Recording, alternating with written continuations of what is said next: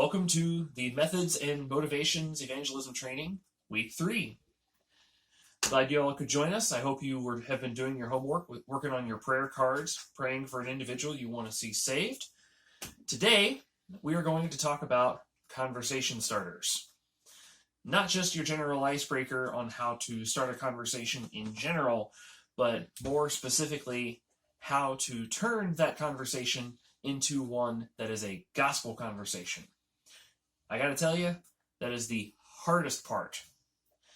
The second hardest part is starting a conversation in general. The most difficult part is to turn it into a gospel conversation.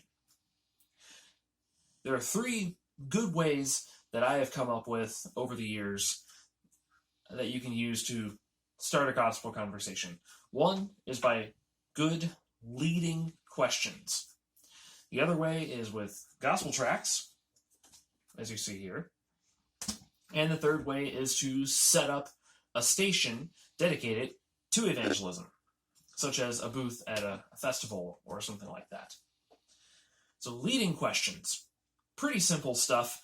It's really all a matter of paying attention to your surroundings. What kind of conversations are going on around you? What kind of conversation are you in at the moment? So pay attention to basic topics such as justice. Is there a high-profile criminal case going on? One that always comes to mind for me is Casey Anthony. Obviously very dated, but a person who murdered her child and got off really light. That's a topic of justice, for sure. Death. People talk about death all the time. It's one of the 2 things that you can't avoid, that and taxes. Or even, people talk about religion. That's one, obviously, a pretty good springboard for the gospel. And even just the general idea of right and wrong, also known as talking about politics. But all of these things you can use as an opportunity to lead in with more specific questions with the goal of turning it into the gospel. Now you can use questions like, what do you think happens after somebody dies? Keep it open. What do you think happens after someone dies? It doesn't have to be anybody in particular who dies. And what it does is you are focusing on them. And you are allowing them to talk about their favorite subject, themselves, their thoughts, their opinions, what they think about a certain topic. They'll give you what you need to continue on the conversation. You can even ask them, did you have an upbringing of religion? Were you raised in church? Did you practice a religion? Does your family practice a religion? Anything of that nature. People are generally not offended to answer questions like that. It's it's a pretty safe question to ask if you are interested in sharing the gospel with them. One that's a little more specific is, what do you think should happen to a certain person who is known to be bad after they die? For instance, what do you think should have happened to Hitler after he died? So Hitler, he's a bad guy. So you can ask him, what do you think should have happened to Hitler after he died? And that right there brings it to the topic of justice. Now, you can't talk about true justice without talking about God's holiness.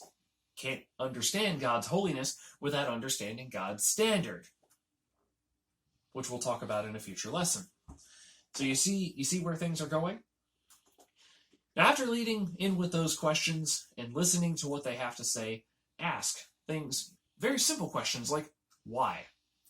Why do you feel that way? Why do you think that? They'll give you all the information you need. And then, when you're ready to start having a conversation with them, ask them, how do you think you'll stand up?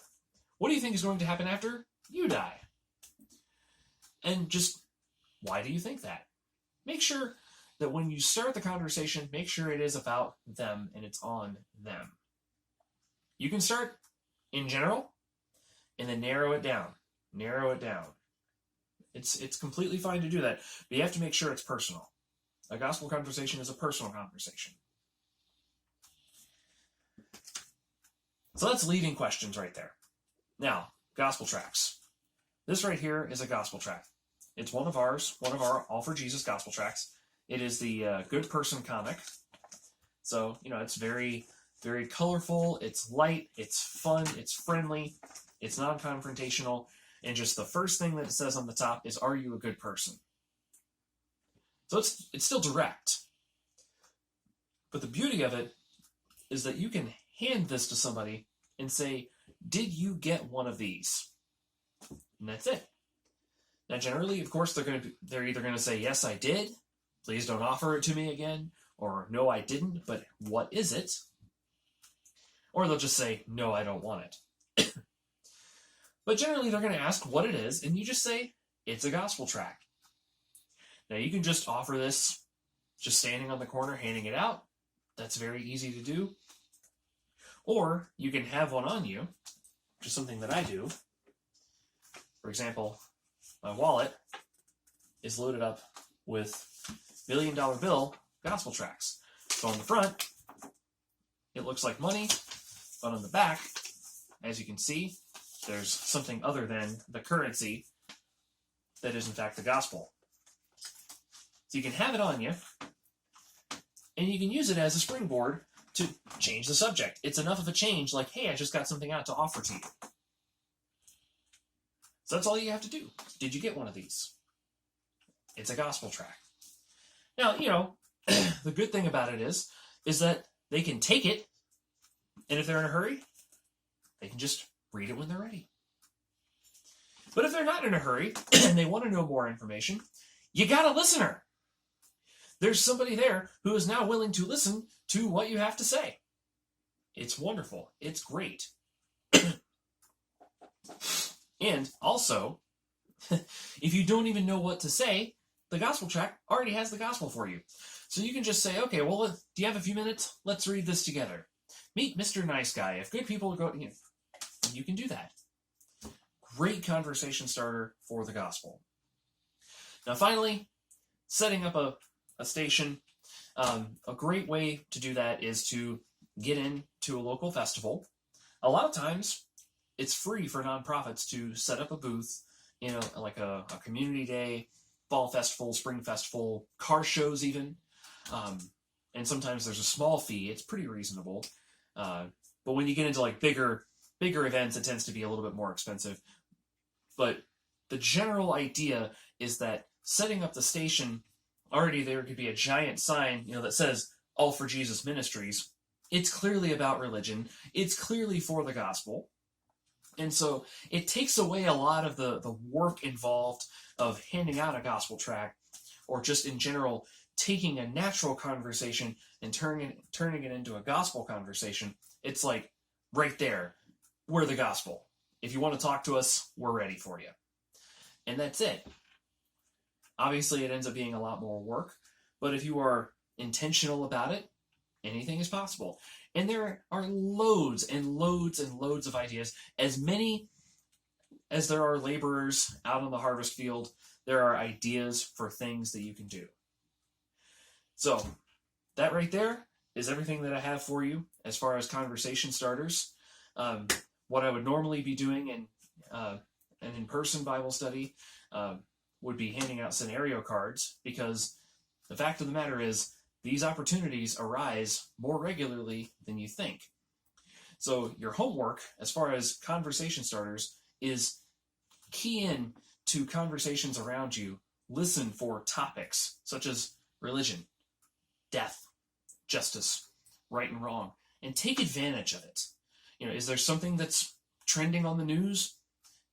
Figure out a way to turn it into a gospel conversation. There are infinite ways to turn things into the gospel, and it is up to you, the individual, to take advantage of whatever opportunities you have. Thank you very much, and I look forward to the next lesson.